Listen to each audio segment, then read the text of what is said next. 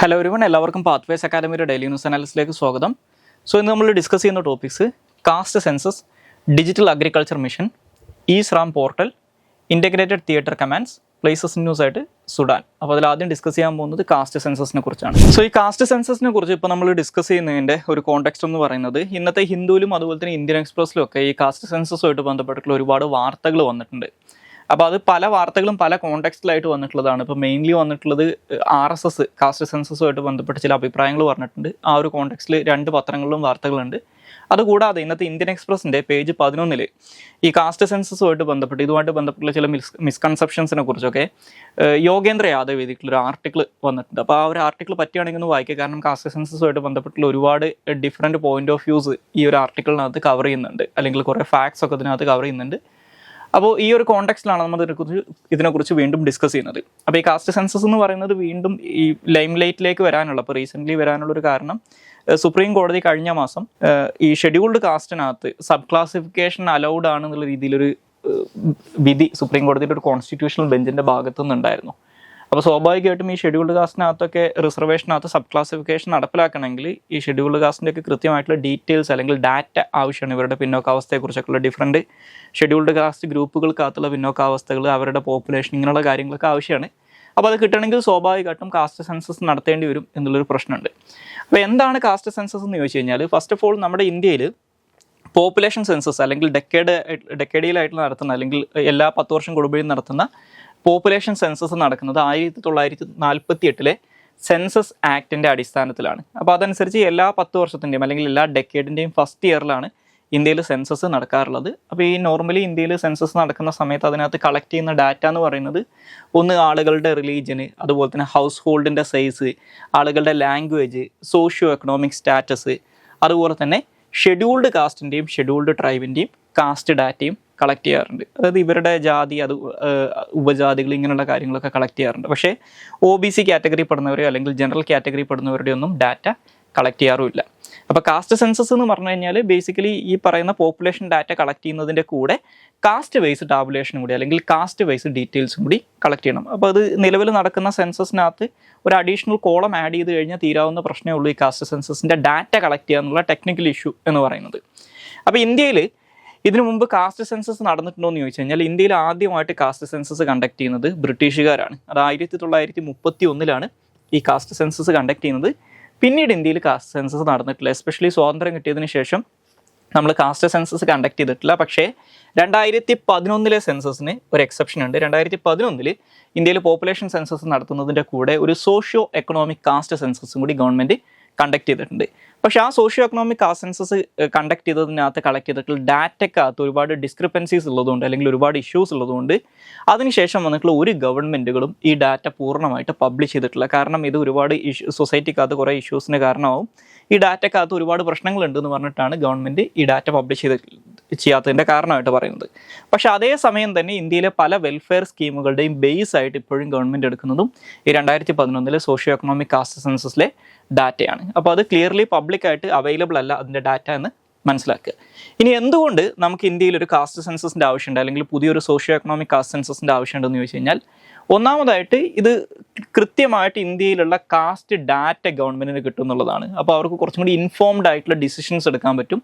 അത് policy മേക്കിങ്ങിനെ help ചെയ്യും. ഇപ്പോൾ ഇന്ത്യയിൽ ഓരോ കാസ്റ്റിൽ എത്രത്തോളം പോപ്പുലേഷൻ ഉണ്ട്, ആ പോപ്പുലേഷന് നിലവിലെ സോഷ്യോ എക്കണോമിക് സിറ്റുവേഷൻ എന്താണ്, അവർ ബാക്ക്വേർഡ് ആണോ, എക്സ്ട്രീംലി ബാക്ക്വേർഡ് ആണോ, അല്ലെങ്കിൽ അവർ ഏതെങ്കിലും തരത്തിൽ അവരുടെ ജീവിത നിലവാരം ഉയർന്നിട്ടുണ്ടോ, അവർക്ക് റിസർവേഷൻ പോലുള്ള കാര്യങ്ങൾ അല്ലെങ്കിൽ അഫർമേറ്റീവ് ആക്ഷൻ്റെ ആവശ്യമുണ്ടോ, ഇങ്ങനെയുള്ള കാര്യങ്ങളൊക്കെ ഗവൺമെൻറ്റിന് കൃത്യമായിട്ട് മനസ്സിലാക്കാൻ പറ്റും. പിന്നെ അതുപോലെ തന്നെ ഇതിൻ്റെ ഭാഗമായിട്ട് നേരത്തെ സൂചിപ്പിച്ചതുപോലെ തന്നെ ഈ കൃത്യമായിട്ടുള്ള ഡാറ്റ അവൈലബിൾ ആണെങ്കിൽ അതിൻ്റെ അടിസ്ഥാനത്തിൽ പുതിയ പോളിസീസ് ഫ്രെയിം ചെയ്തുകൊണ്ട് ഈ ഡിഫറെൻറ്റ് കമ്മ്യൂണിറ്റീസ് അല്ലെങ്കിൽ ഡിഫറെൻറ്റ് കാസ്റ്റുകൾക്കിടയിലുള്ള ഇനീക്വാലിറ്റീസും ബാക്ക്വേർഡ്നെസ്സും കുറച്ചും കൂടി ബെറ്റർ ആയിട്ട് ഗവൺമെൻറ്റിന് അഡ്രസ്സ് ചെയ്യാൻ പറ്റും. അതുപോലെ തന്നെ ഇപ്പോൾ ഈ scheduled caste, scheduled tribe, OBC പോലുള്ള വിഭാഗങ്ങളൊന്നും ഉൾപ്പെടാത്ത, പക്ഷേ ഇത്തരത്തിൽ ഉൾപ്പെടാനുള്ള ക്രൈറ്റീരിയാസ് മീറ്റ് ചെയ്യുന്ന ഒരുപാട് കമ്മ്യൂണിറ്റീസ് നമ്മുടെ ഇന്ത്യയിലുണ്ട്. അപ്പോൾ ഇത്തരത്തിലുള്ള ഇൻക്ലൂഷൻ്റെയും എക്സ്ക്ലൂഷൻ്റെയും, അതായത് ചില കമ്മ്യൂണിറ്റീസിനെയൊക്കെ ഈ പറയുന്ന ബാക്ക്വേർഡ് അല്ലാത്ത കമ്മ്യൂണിറ്റീസിനെ OBCs ആയിട്ട് ക്ലാസിഫൈ ചെയ്തിട്ടുണ്ടാകും. അപ്പോൾ ഇത്തരത്തിലുള്ള ഇൻക്ലൂഷൻ എറേഴ്സ്, അതുപോലെ തന്നെ ബാക്ക്വേർഡ് ക്ലാസ് ആയിട്ട് കണക്കാക്കേണ്ട കുറേ കമ്മ്യൂണിറ്റീസിനെ അതിൻ്റെ പുറത്ത് നിർത്തിയിട്ടുണ്ടാകും. അതിനെയാണ് എക്സ്ക്ലൂഷൻ എറേഴ്സ് എന്ന് പറയാം. ഇത്തരത്തിലുള്ള എറേഴ്സൊക്കെ അഡ്രസ്സ് ചെയ്യാനും അത് കൃത്യമായിട്ട് മാറ്റാനും അല്ലെങ്കിൽ അതിനകത്ത് ചേഞ്ചസ് വരുത്താനും ഇത് സഹായിക്കും. അതുപോലെ തന്നെ കോൺസ്റ്റിറ്റ്യൂഷണൽ മാൻഡേറ്റ്, ഈ പറഞ്ഞിട്ടുള്ള അഫർമേറ്റീവ് ആക്ഷൻസ്, റിസർവേഷൻ പോലുള്ള കാര്യങ്ങളൊക്കെ നടപ്പിലാക്കാൻ ഇത് സഹായിക്കും. ഇപ്പോൾ ആർട്ടിക്കിൾ 340 അനുസരിച്ച് OBCസിൻ്റെ ഒക്കെ ബാക്ക്വേർഡ്നെസ്സിനെ കുറിച്ച് പഠിക്കാൻ വേണ്ടിയിട്ട് പ്രസിഡന്റിന് കമ്മീഷൻസിന് അപ്പോയിന്റ് ചെയ്യാൻ പറ്റും എന്നൊക്കെ പറയുന്നുണ്ട്. അപ്പോൾ ഇങ്ങനെയുള്ള ചില കോൺസ്റ്റിറ്റ്യൂഷണൽ മാൻഡേറ്റ് ഇത് അഡ്രസ്സ് ചെയ്യുന്നുണ്ട്. അതുപോലെ തന്നെ ഇന്ത്യൻ സൊസൈറ്റിയെ കുറിച്ച് കൃത്യമായിട്ടുള്ളൊരു ഡാറ്റ, ഒരു ഐഡിയ ഗവൺമെന്റിന് ഉണ്ടാവും. അപ്പോൾ അതിൻ്റെ അടിസ്ഥാനത്തിൽ ഈ വെൽഫെയർ സ്കീംസ് ഒക്കെ കുറച്ചും കൂടി ടൈലേർഡ് ആയിട്ട് അവർക്ക് മേക്ക് ചെയ്യാൻ പറ്റും. ഈ വെൽഫെയർ സ്കീംസ് കുറച്ചും കൂടി അതിൻ്റെ ഇൻറ്റൻഡഡ് ആയിട്ടുള്ള ഗുണഭോക്താക്കളിലേക്ക് എത്തിക്കാൻ, അല്ലെങ്കിൽ കമ്മ്യൂണിറ്റീസിലേക്ക് എത്തിക്കാൻ ഇതിലൂടെ സാധിക്കുന്നു മനസ്സിലാക്കുക. അപ്പോൾ പ്രൈമറിലി കാസ്റ്റ് സെൻസസിൻ്റെ ഒരു അഡ്വാൻറ്റേജ് എന്ന് പറഞ്ഞു കഴിഞ്ഞാൽ ഗവൺമെന്റിന് ഇൻഫോംഡ് ഡിസിഷൻ എടുക്കാൻ പറ്റും എന്നുള്ളതാണ്.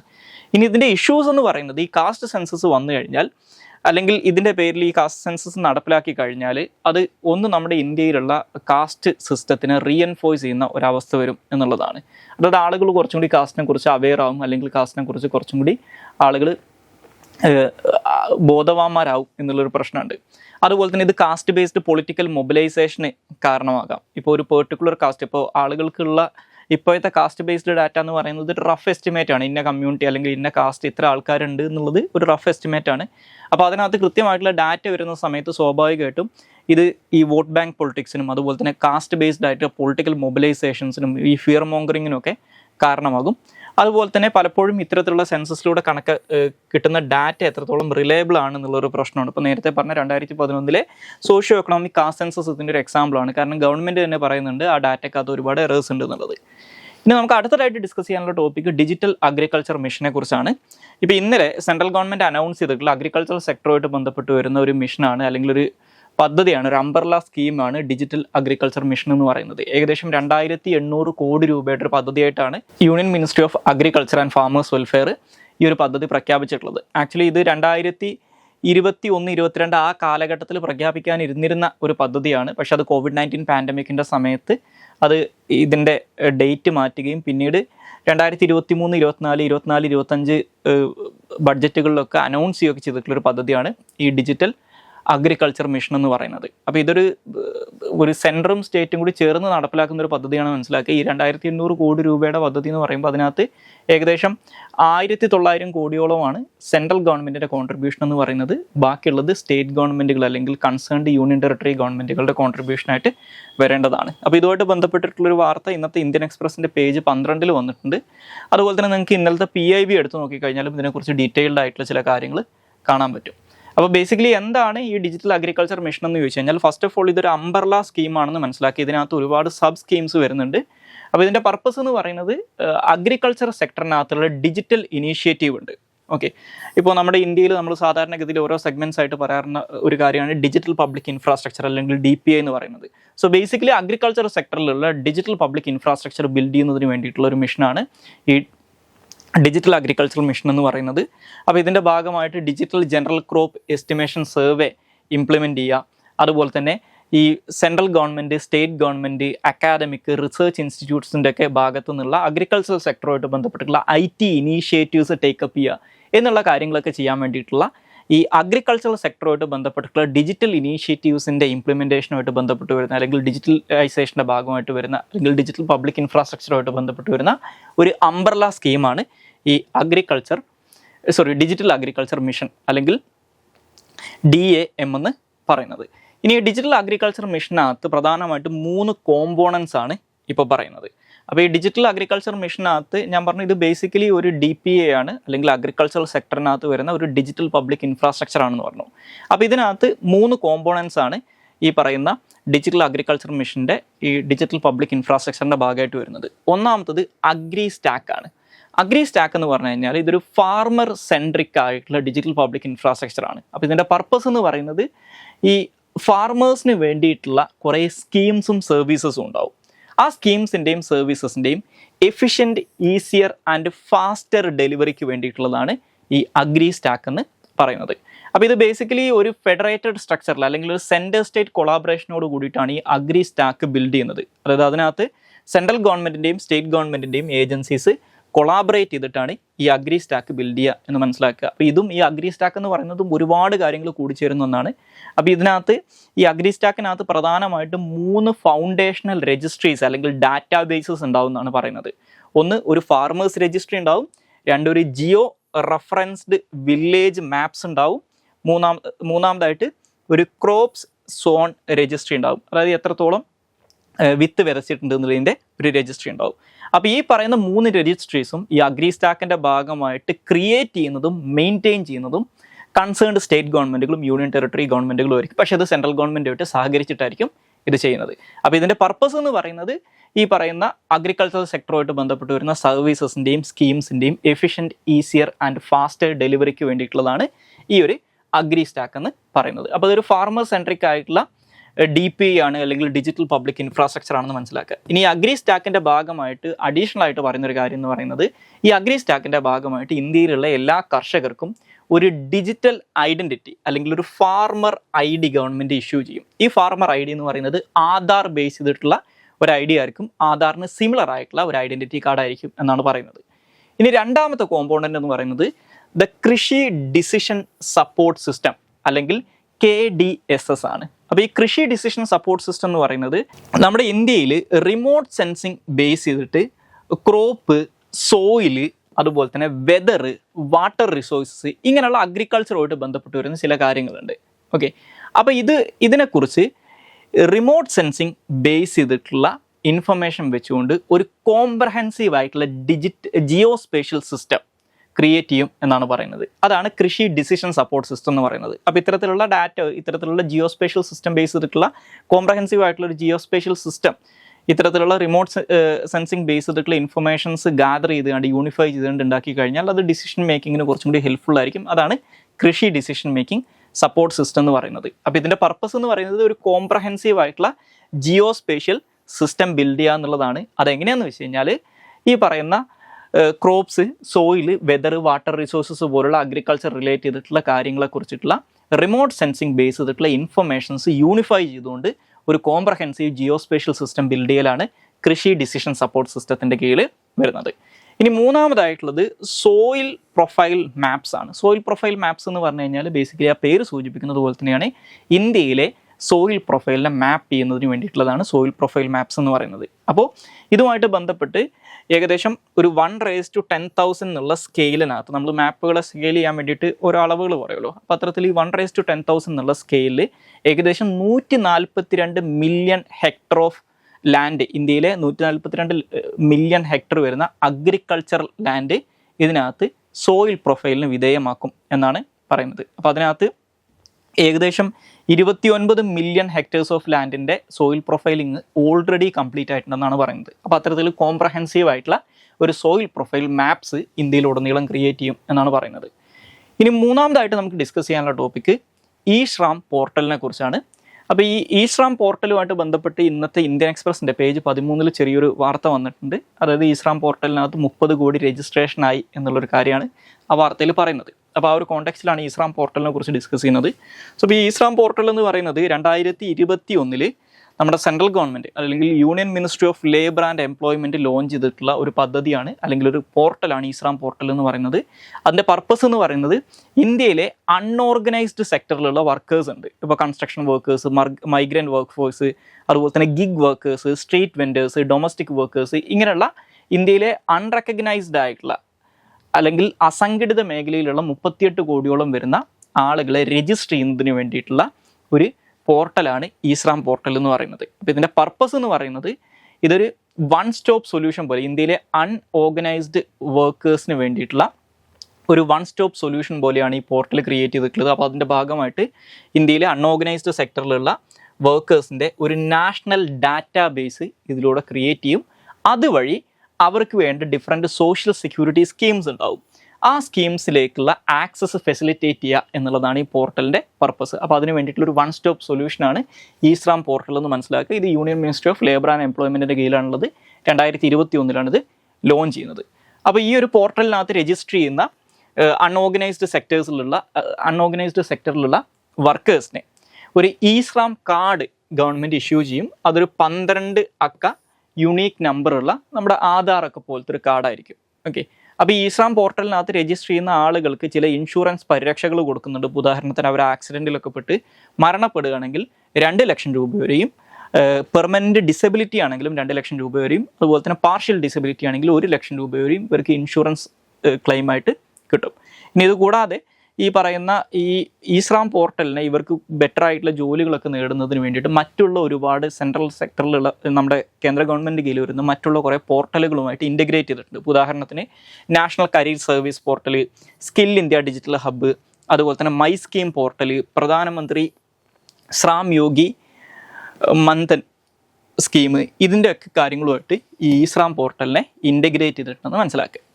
ഇനി നമുക്ക് അടുത്തതായിട്ട് ഡിസ്കസ് ചെയ്യാനുള്ള ടോപ്പിക്ക് ഇൻ്റഗ്രേറ്റഡ് തിയേറ്റർ കമാൻഡ്സിനെ കുറിച്ചാണ്. അപ്പോൾ ഈ ഇൻ്റഗ്രേറ്റഡ് തിയേറ്റർ കമാൻഡ്സുമായിട്ട് ബന്ധപ്പെട്ട് ഈ ജോയിൻറ്റ് കമാൻഡേഴ്സിൻ്റെ ഒരു കോൺഫറൻസ് ഇപ്പോൾ നടന്നതായിട്ടുള്ളൊരു വാർത്ത ഇന്നത്തെ ഹിന്ദുവിൻ്റെ പേജ് 12 വന്നിട്ടുണ്ട്. ആ ഒരു കോണ്ടെക്സ്റ്റിലാണ് ഇതിനെക്കുറിച്ച് ഡിസ്കസ് ചെയ്യുന്നത്. സോ ഇപ്പോൾ ഇൻ്റഗ്രേറ്റഡ് തിയേറ്റർ കമാൻഡ്സ് എന്ന് പറയുന്നത് ആ പേര് സൂചിപ്പിക്കുന്നത് പോലെ തന്നെ നമ്മുടെ ഇന്ത്യൻ മിലിറ്ററിയുടെ, അതായത് ഇന്ത്യൻ ആർമി, നേവി, എയർഫോഴ്സ്, ഈ 3 ഫോഴ്സസിനും ഇപ്പോൾ സെപ്പറേറ്റ് കമാൻഡ് സ്ട്രക്ചറാണുള്ളത്. അപ്പോൾ ഇവരെ ഒരുമിപ്പിച്ചിട്ട് ഒരൊറ്റ കമാൻഡിൻ്റെ കീഴിൽ കൊണ്ടുവരിക, അങ്ങനെ തിയേറ്റർ ലെവൽ കമാൻഡ്സ് എസ്റ്റാബ്ലിഷ് ചെയ്യുക എന്നുള്ളതാണ് ഇൻ്റഗ്രേറ്റഡ് തിയേറ്റർ കമാൻഡ് കൊണ്ട് ഉദ്ദേശിക്കുന്നത്. അപ്പോൾ നമ്മൾ നിലവിലുള്ള ഇന്ത്യൻ മിലിറ്ററിയുടെ ഒരു കാര്യം നോക്കിക്കഴിഞ്ഞാൽ, നിലവിൽ ഇന്ത്യൻ ആംഡ് ഫോഴ്സസിനകത്ത് 17 കമാൻഡ്സ് ആണുള്ളത്. ഈ ആർമിക്കും നേവിക്കും എയർഫോഴ്സിനുമായിട്ട് ചേർത്തിട്ട് 17 കമാൻഡ്സ് ഉണ്ട്. അതിനകത്ത് ആർമിക്കും എയർഫോഴ്സിനും 7 കമാൻഡുകൾ വീതമുണ്ട്. അതുപോലെ തന്നെ നേവിക്ക് 3 കമാൻഡുകളുണ്ട്. അങ്ങനെ മൊത്തം 17 കമാൻഡുകൾ ഇന്ത്യൻ ആംഡ് ഫോഴ്സസിനുണ്ട്. അപ്പോൾ ഈ പറയുന്ന കമാൻഡുകളെല്ലാം ഹെഡ് ചെയ്യുന്നത് ഇപ്പോൾ ആർമിയുടെ കേസിലാണെങ്കിൽ ഒരു ലെഫ്റ്റനൻറ്റ് ജനറൽ റാങ്കിലുള്ള ഒരു ഓഫീസർ ആയിരിക്കും. നേവിയിലും എയർഫോഴ്സിലും ഇതിന് സിമിലർ പോസ്റ്റിലുള്ള, അതായത് ഒരു 4 സ്റ്റാർ റാങ്ക് മിലിറ്ററി ഓഫീസർ ആയിരിക്കും ഈ ഓരോ കമാൻഡുകളെയും ഹെഡ് ചെയ്യുന്നത്. അപ്പോൾ ഇത് കൂടാതെ നമ്മുടെ ഇന്ത്യയിൽ ആൻഡമാൻ ആൻഡ് നിക്കോബാർസിനകത്ത് ഒരു ജോയിൻറ്റ് കമാൻഡ് ഉണ്ട്. ജോയിൻറ്റ് കമാൻഡ് എന്ന് പറഞ്ഞു കഴിഞ്ഞാൽ അതൊരു ഈ പറയുന്നൊരു ഇൻ്റഗ്രേറ്റഡ് കമാൻഡാണ്. അതായത് ആൻഡമാൻ കമാൻഡിനകത്ത് ആർമി, നേവിയും എയർഫോഴ്സും ഒരു സിംഗിൾ കമാൻഡിൻ്റെ കീഴിലാണ് വർക്ക് ചെയ്യുന്നത്.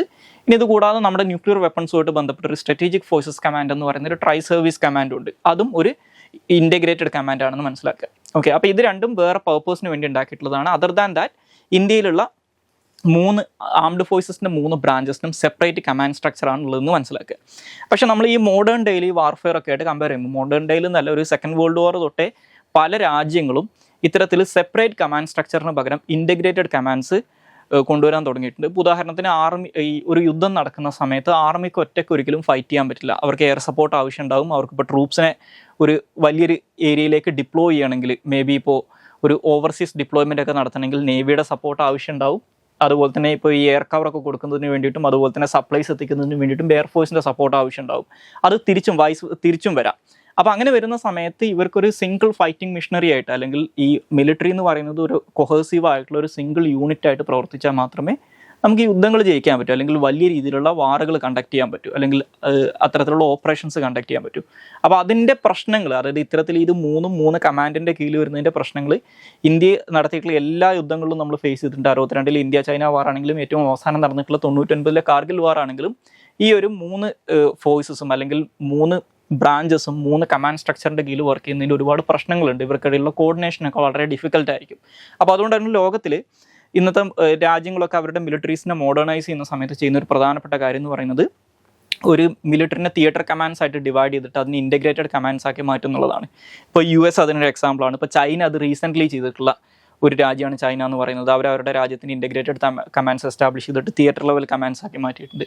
അപ്പോൾ അതിന് സമാനമായിട്ടുള്ള രീതിയിൽ ഇന്ത്യയിലും ഈ മിലിറ്ററിനെ ഇൻ്റഗ്രേറ്റഡ് തിയേറ്റർ കമാൻഡ്സ് ആക്കി മാറ്റുക എന്നുള്ള റെക്കമെൻഡേഷൻ വരാൻ തുടങ്ങിയിട്ട് കാലം കുറേ ആയിട്ടുണ്ട്. അത് സീരിയസ് ആയിട്ട് ഡിസ്കഷൻസ് വരാൻ തുടങ്ങുന്നത് 1999-ലെ കാർഗിൽ വാറിന് ശേഷം വന്നിട്ടുള്ള ഒരു റിവ്യൂ കമ്മിറ്റി ഉണ്ടായിരുന്നു. ആ റിവ്യൂ കമ്മിറ്റി റെക്കമെൻഡേഷൻ്റെ അടിസ്ഥാനത്തിലാണ്. പിന്നീട് 2014-15 ആ ഒരു സമയത്ത് ഒരു ഷേഖ് തക്കാർ കമ്മീഷനെ ഗവൺമെൻറ് അപ്പോയിൻറ്റ് ചെയ്തിട്ടുണ്ടായിരുന്നു. ഈ ഒരു റിട്ടയർഡ് ആയിട്ടുള്ള ലെഫ്റ്റനൻറ്റ് ജനറൽ ആയിരുന്നു ഷേഖ് തക്കാർ എന്ന് പറയുന്നത്.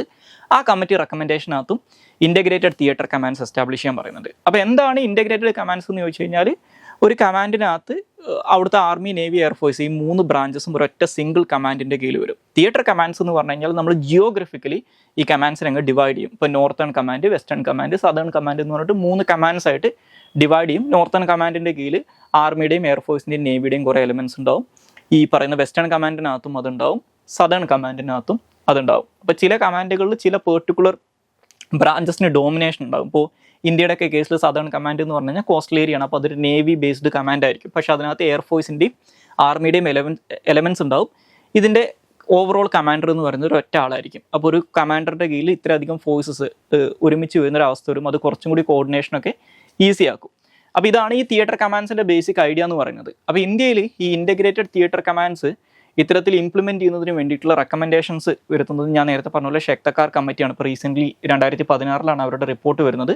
അപ്പോൾ ഇൻ്റഗ്രേറ്റഡ് തിയേറ്റർ കമാൻഡ്സ് എന്താണെന്ന് മനസ്സിലാക്കി, ഇതൊരു യൂണിഫൈഡ് കമാൻഡ് സ്ട്രക്ചറാണ്. അപ്പോൾ അതിനകത്ത് 3 സർവീസസും ഒരു സിംഗിൾ കമാൻഡറുടെ കീഴിൽ വരും. അപ്പോൾ അത് ജിയോഗ്രഫിക്കലി അറേഞ്ച് ചെയ്ത് കഴിഞ്ഞാൽ അതിനെ തിയേറ്റർ കമാൻഡ്സ് അല്ലെങ്കിൽ ഏരിയ കമാൻഡ്സ് എന്ന് വിളിക്കും. അപ്പോൾ അത് നമുക്ക് കുറച്ചും കൂടി strategic and security concerns address ചെയ്യാൻ കുറച്ചും കൂടി ഈസിയാക്കി മാറ്റും. ഓക്കെ, അപ്പോൾ സ്വാഭാവികമായിട്ടും ഇത്തരത്തിലൊരു തിയേറ്റർ കമാൻഡിൻ്റെ കീഴിൽ വരുന്ന കമാൻഡറുടെ കീഴിൽ എല്ലാ തരത്തിലുള്ള റിസോഴ്സസും അവൈലബിൾ ആയിരിക്കും. അയാൾക്ക് ആർമിയുടെയും എയർഫോഴ്സിൻ്റെയും അതുപോലെ തന്നെ നേവിയുടെ ഒക്കെ എയർഫോഴ്സ് റിസോഴ്സസ് അവൈലബിൾ ആയിരിക്കും. അപ്പോൾ ഇവർക്കിടയിലുള്ള കോർഡിനേഷൻ ബെറ്റർ ആയിരിക്കും. ഒരു കൊഹസീവ് ആയിട്ടുള്ള ഒരു സിംഗിൾ യൂണിറ്റ് ആയിട്ട് ഇവർക്ക് ഫൈറ്റ് ചെയ്യാൻ പറ്റും എന്നുള്ളതാണ് ഇതിൻ്റെ അഡ്വാൻറ്റേജ്. ഓക്കെ, ഇനി ഈ പറയുന്ന ഇൻ്റഗ്രേറ്റഡ് തിയേറ്റർ കമാൻഡ് എന്ന് പറയുന്നത് ഏതെങ്കിലും ഒരു ഇൻഡിവിജ്വൽ സർവീസിനോട് അതുകൊണ്ട് തന്നെ ആൻസറബിൾ ആയിരിക്കില്ല എന്നും കൂടി മനസ്സിലാക്കുക. ഒരു ഇൻഡിവിജ്വൽ സർവീസിനോടല്ല അവർ ആൻസറബിൾ ആയിട്ടുള്ളത്, ഈ തിയേറ്റർ കമാൻഡിനോടായിരിക്കും എന്ന് മനസ്സിലാക്കുക. ഓക്കെ, അപ്പോൾ ഇതിൻ്റെയൊക്കെ ഏറ്റവും ടോപ്പിൽ, അപ്പോൾ ഇതിന് വേണ്ടിയിട്ടാണ് നമ്മൾ ഒരു ചീഫ് ഓഫ് ഡിഫൻസ് സ്റ്റാഫ് എന്നൊക്കെ പറയുന്ന പോസ്റ്റ് ആദ്യം തന്നെ ക്രിയേറ്റ് ചെയ്ത് വെച്ചിട്ടുള്ളത്. ഇനി ഈ പറയുന്ന ഇൻ്റഗ്രേറ്റഡ് തിയേറ്റർ കമാൻഡ്സിൻ്റെ ആയിട്ട് ബന്ധപ്പെട്ടിട്ടുള്ള ഡീറ്റെയിൽഡ് ആയിട്ടുള്ള ഒരു റെക്കമെൻഡേഷൻ മേക്ക് ചെയ്തിട്ടുള്ളത് 2016 റിപ്പോർട്ട് സബ്മിറ്റ് ചെയ്യപ്പെട്ടിട്ടുള്ള ഷെക്തക്കാർ കമ്മിറ്റി റിപ്പോർട്ടിനകത്താണ് ഇത് പറയുന്നത്. അപ്പോൾ ഞാൻ നേരത്തെ പറഞ്ഞ കാർഗിൽ റിവ്യൂ കമ്മിറ്റിക്കകത്തും ഈ സെയിം കാര്യം പറയുന്നുണ്ട്. അപ്പോൾ ഷെക്തക്കാർ കമ്മിറ്റി 2016 റിപ്പോർട്ട് സബ്മിറ്റ് ചെയ്ത സമയത്ത് ഷെക്തക്കാർ കമ്മിറ്റിയുടെ റെക്കമെൻഡേഷൻ എന്ന് പറയുന്നത് ഇന്ത്യൻ മിലിറ്ററിനെ, ഇപ്പോൾ ഞാൻ നേരത്തെ പറഞ്ഞു 17 കമാൻഡ്സ് ഈ 3 ബ്രാഞ്ചസിൻ്റെ കീഴിലുണ്ട്, അത് മാറ്റിയിട്ട് ഇന്ത്യൻ മിലിറ്ററിനെ ആസ് എ ഹോൾ, അതായത് ആർമി, നേവി, എയർഫോഴ്സ് എന്ന് പറയുന്ന ഈ 3 ബ്രാഞ്ചസിനെയും കൂടി ചേർത്തിട്ട് 3 തിയേറ്റർ കമാൻഡ്സ് ആയിട്ട് ഡിവൈഡ് ചെയ്യണമെന്നാണ് പറഞ്ഞേക്കുന്നത്. ഓക്കെ, അപ്പോൾ നമുക്കൊരു നോർത്തേൺ കമാൻഡ് ഉണ്ടാകും. നോർത്തേൺ കമാൻഡ് എന്ന് പറയുന്നത് ചൈന ബോർഡറിന് റെസ്പോൺസിബിൾ ആയിട്ടുള്ളതായിരിക്കും. അതുപോലെ തന്നെ പാകിസ്ഥാൻ ബോർഡറിൽ ഒരു വെസ്റ്റേൺ കമാൻഡ് ഉണ്ടാവും. അതുപോലെ തന്നെ നമ്മുടെ ഇന്ത്യയുടെ കോസ്റ്റൽ ഏരിയാസ് മാനേജ് ചെയ്യുന്നതിന് വേണ്ടിയിട്ട് ഒരു സദേൺ കമാൻഡ് ഉണ്ടാവും. അപ്പോൾ ഇത്തരത്തിൽ ഇന്ത്യൻ മിലിറ്ററിനെ ഇങ്ങനെ മൊത്തം 3 തിയേറ്റർ കമാൻഡ്സ് ആയിട്ട് മാറ്റാനാണ് ഈ ഷെക്തക്കാർ കമ്മിറ്റി റെക്കമെൻഡ് ചെയ്തിട്ടുള്ളത്. അത് തന്നെയാണ് ഇപ്പോൾ ഗവൺമെൻറ് ചെയ്യാൻ ശ്രമിച്ചുകൊണ്ടിരിക്കുന്നത്. ഇനി നമുക്ക് അവസാനമായിട്ട് ഡിസ്കസ് ചെയ്യാനുള്ള ടോപ്പിക്ക് പ്ലേസസ് ഇൻ ന്യൂസ് ആണ്. സോ പ്ലേസസ് ഇൻ ന്യൂസ് ആയിട്ട് ഡിസ്കസ് ചെയ്യാനുള്ളത് സുഡാനാണ്. അപ്പോൾ സുഡാനിൽ നടന്നുകൊണ്ടിരിക്കുന്ന ഫൈറ്റിങ്ങിനെ കുറിച്ചിട്ടുള്ള കുറേ വാർത്തകൾ, അല്ലെങ്കിൽ അവിടുത്തെ സിവിൽ വാറിനെ കുറിച്ചിട്ടുള്ള കുറേ വാർത്തകൾ ഇന്നും പത്രത്തിലുണ്ട്. ആ ഒരു കോണ്ടെക്സ്റ്റിലാണ് അതിനെക്കുറിച്ച് ഡിസ്കസ് ചെയ്യുന്നത്. സോ ഇപ്പോൾ സുഡാൻ എന്ന് പറയുന്നത് നോർത്ത് ഈസ്റ്റേൺ ആഫ്രിക്കയിൽ ലൊക്കേറ്റ് ചെയ്തിട്ടുള്ള ഒരു ആഫ്രിക്കൻ രാജ്യമാണെന്ന് മനസ്സിലാക്കുക. ഇവരുടെ അതിർത്തി മേഖലകൾ നോക്കിക്കഴിഞ്ഞാൽ ഇവരുടെ സൗത്ത് വെസ്റ്റേൺ സൈഡിലായിട്ട് സെൻട്രൽ ആഫ്രിക്കൻ റിപ്പബ്ലിക് ഉണ്ട്. അതുപോലെ തന്നെ വെസ്റ്റേൺ സൈഡിലായിട്ട് ചാഡ്, ഈസ്റ്റേൺ സൈഡിലായിട്ട് റെഡ് സീ, നോർത്തേൺ സൈഡിലായിട്ട് ഈജിപ്ത്, സൗത്ത് ഈസ്റ്റായിട്ട് എത്യോപ്യ, അതുപോലെ തന്നെ ഒരു സൗത്ത് ഈസ്റ്റ് തന്നെയായിട്ട് ഇവർക്ക് എറിട്രിയ എന്ന് പറയുന്നൊരു രാജ്യമായിട്ട് അതിർത്തിയുണ്ട്. അതുപോലെ തന്നെ ഇവരുടെ നോർത്ത് വെസ്റ്റേൺ സൈഡിലായിട്ട് ലിബിയ ഉണ്ട്, സദേൺ സൈഡിലായിട്ട് സൗത്ത് സുഡാൻ ഉണ്ട്. ഓക്കെ, അപ്പോൾ ഇത്രയും രാജ്യങ്ങളുമായിട്ടാണ് ഇവർക്ക് അതിർത്തി ഉള്ളത്. അതിൽ മെയിൻലി ഈ പറയുന്ന റെഡ് സീയുമായിട്ട് ഇവർക്ക് അതിർത്തി ഉണ്ട് എന്നുള്ള കാര്യം ഓർത്തിരിക്കുക. ഇനി സുഡാൻ്റെ ക്യാപിറ്റൽ എന്ന് പറയുന്നത് ഖാർത്തൂമാണ്. അതുപോലെ തന്നെ ആഫ്രിക്കയിൽ ഏരിയ വെച്ച് നോക്കിക്കഴിഞ്ഞാൽ 3rd ലാർജസ്റ്റ് കൺട്രിയാണ് ഈ സുഡാൻ എന്ന് പറയുന്നത്. പണ്ട് സൗത്ത് സുഡാനും ഈ പറയുന്ന സുഡാൻ്റെ ഭാഗമായിരുന്നു എന്ന് മനസ്സിലാക്കുക. പക്ഷേ ഇപ്പോൾ അതൊരു സെപ്പറേറ്റ് രാജ്യമാണ്. അതുപോലെ തന്നെ ഈ ആഫ്രിക്കയിലെ പ്രധാനപ്പെട്ട 2 റിവേഴ്സ് ആയിട്ടുള്ള ബ്ലൂ നെയിലും അതുപോലെ തന്നെ വൈറ്റ് നെയിലും ഒരുമിച്ച് ചേരുന്നത് ഈ ഖാർത്തൂമിൻ്റെ ഔട്ട്സ്കേർട്സിൽ വെച്ചിട്ടാണ്, അല്ലെങ്കിൽ ഈ ഖാർത്തൂം എന്ന് പറയുന്ന സിറ്റിയുടെ അടുത്ത് വെച്ചിട്ടാണെന്ന് മനസ്സിലാക്കുക. സോ ഇത്രയും കാര്യങ്ങളാണ് ഇന്നത്തെ ഡെയിലി ന്യൂസ് അനാലിസിനകത്ത് ഡിസ്കസ് ചെയ്യാനുള്ളത്. Thank you all.